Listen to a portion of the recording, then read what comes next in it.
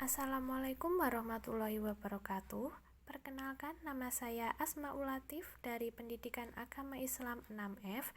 Di sini saya akan menjelaskan tentang sejarah kebudayaan Islam kelas 8 semester Ganjil. Yaitu bab pertama tentang jejak peradaban dinasti Abbasiyah.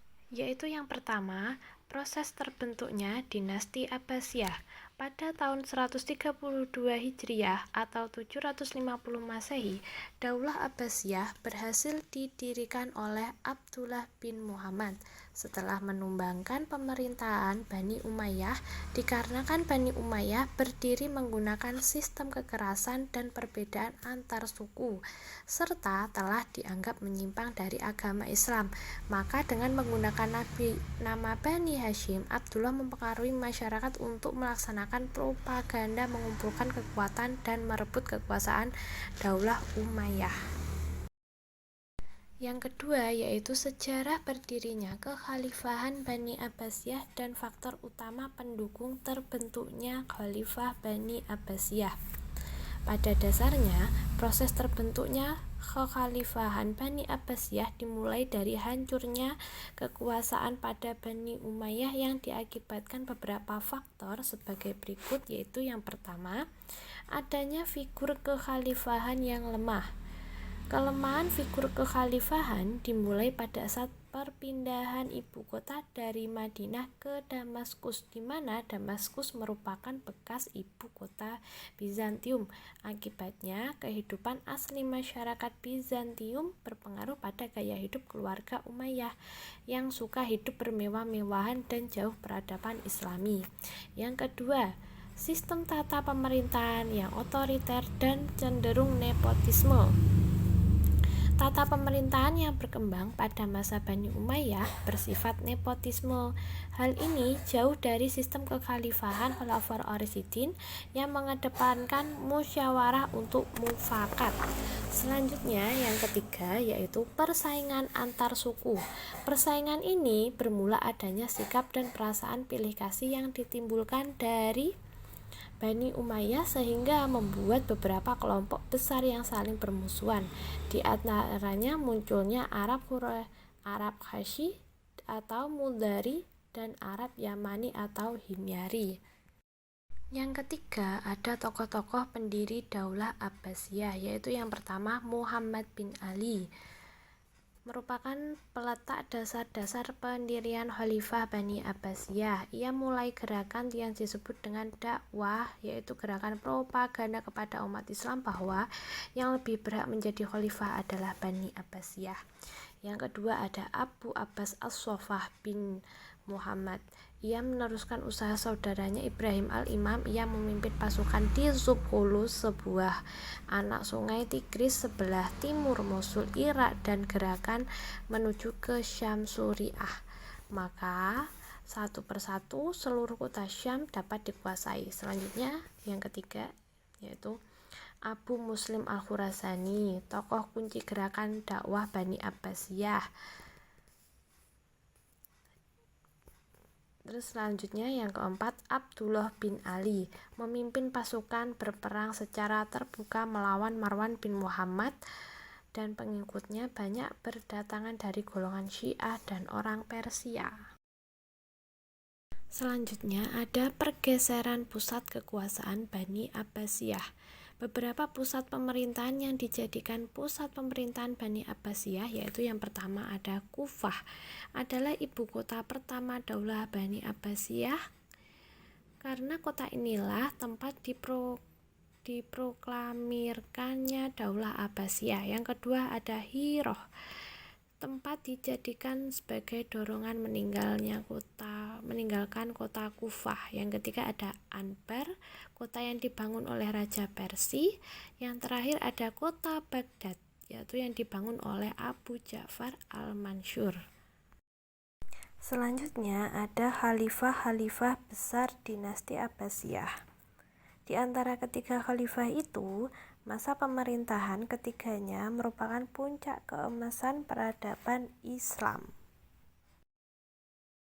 Yang pertama yaitu Khalifah Abu Ja'far Al-Mansur 136 hingga 158 Hijriah atau 754 hingga 775 Masehi, pendiri kota Baghdad. Biografinya secara singkat yaitu ia dilahirkan di Al-Humaimah, kampung halaman keluarga Abbasiyah setelah migrasi dari Hejaz pada tahun 687 hingga 688. Ayahnya adalah Muhammad, cicit dari Abbas. Ibunya bernama Salamah Al-Barbariyah, adalah wanita suku Barbar. Ia dibaiat sebagai khalifah karena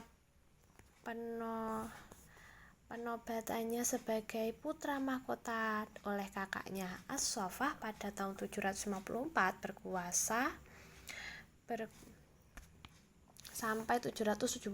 Pada tahun 762 ia mendirikan ibu kota baru dengan istananya Madinat As-Salam yang kemudian menjadi Baghdad. Ada juga kebijakan dalam pemerintahan. Al-Mansur memiliki kepribadian kuat, tegas, berani, cerdas, dan memiliki pemikiran cemerlang. Pada usia 36 tahun, ia telah menjadi khalifah menggantikan kedudukan Abu Abbas As-Saffah yang telah wafat. Di usia yang begitu muda, ke depan menyelesaikan berbagai persoalan di tengah melanda pemerintahan dinasti Abbasiyah. Keberhasilannya dengan mengatasi persoalan dalam negeri dinasti Abbasiyah membawa harum nama Bani Abbas dan memperkuat dasar pemerintahan dinasti Abbasiyah. Selanjutnya ada mendirikan Baghdad. Pada masa Al-Mansur, pusat pemerintah dipindahkan ke Kufah. Ia mendirikan istana baru dengan nama Hashimiyah II. Selanjutnya, untuk lebih menetapkan dan menjaga stabilitas, Al-Mansur mencari daerah strategis untuk dijadikan ibu kota negara. Yaitu yang terakhir, mengembang ilmu pengetahuan. Al-Mansur menunjukkan minat perhatian yang besar terhadap pengembangan ilmu pengetahuan. Dia mendorong usaha menerjemah buku-buku pengetahuan dari kebudayaan asing ke bahasa Arab agar dikaji orang-orang Muslim. Yang kedua yaitu Khalifah Harun ar-Rasyid pada tahun 786 hingga 809 Masehi sebagai pemimpin bijaksana dan peletak dasar pemerintahan modern. Era pemerintahan Harun yang dilanjutkan oleh Ma'mum ar-Rasyid dikenal sebagai masa keemasan Islam atau disebut juga dengan The Gold Age of Islam. Dimanapun saat itu Baghdad menjadi salah satu pusat ilmu pengetahuan dunia. Selanjutnya Khalifah Abdul Al-Ma'mum 786 hingga 833 Masehi, khalifah pembaru ilmu pengetahuan. Al-Ma'mum Abdullah Abu Al-Abbas bin Ar-Rasyid dilahirkan pada tahun 170 Hijriah. Selanjutnya yaitu perluasan daerah Islam. Selama pemerintah Al-Ma'mum, wilayah kuasaan dunia Islam terbentang luas mulai dari pantai Atlantik di barat hingga tembok besar di Cina. Selanjutnya masa kejayaan Al-Ma'mum, yaitu dalam fase keemasan inilah lahir berbagai ilmu Islam yang telah diterjemahkan berbagai ilmu penting ke dalam bahasa Arab. Selanjutnya masa aman dan makmur serta kemajuan yang dialami oleh Al-Ma'mum. Yang pertama bidang pertanian, yang kedua bidang perdagangan, yang ketiga bidang pendidikan, yaitu yang terakhir dengan bidang kesehatan. Selanjutnya ada kemajuan kebudayaan. Bani Abbasiyah mencapai zaman keemasan terjadi pada masa Khalifah Harun ar-Rasyid dan Ma'mum dalam hal peradaban, perkembangan Islam. Berbagai macam kebudayaan berkembang pesat, sastra, arsitek, kaligrafi, dan lain-lain. Beberapa penyair Islam diantaranya yaitu yang pertama ada Abu Abbas bin Hani. Karya terbesarnya adalah 1001 Malam. Selanjutnya ada Umar Khayyam, seorang penyair terbesar yang lahir di Nisabur, Khurasan. Dia adalah seorang ilmuwan di bidang matematika, astronomi, dan filsafat. Selanjutnya ada Azam Khasyari. Al-Bukhari, yaitu pakar ilmu bahasa kesusasteraan bahasa Arab. Kemajuan di bidang politik. Kekhalifahan Bani Abbasiyah adalah suatu zaman di mana Islam mencapai masa keemasan di sepanjang sejarah. Perbedaan yang menonjol di antara Daulah Abbasiyah dengan Bani Umayyah yang mendasar baik di bidang politik maupun pemerintahan, yaitu yang pertama, Daulah Umayyah berkuasa sekitar 90 tahun dengan 14 khalifah, sedangkan Daulah Abbasiyah berkuasa 5,5 abad dengan 37 khalifah.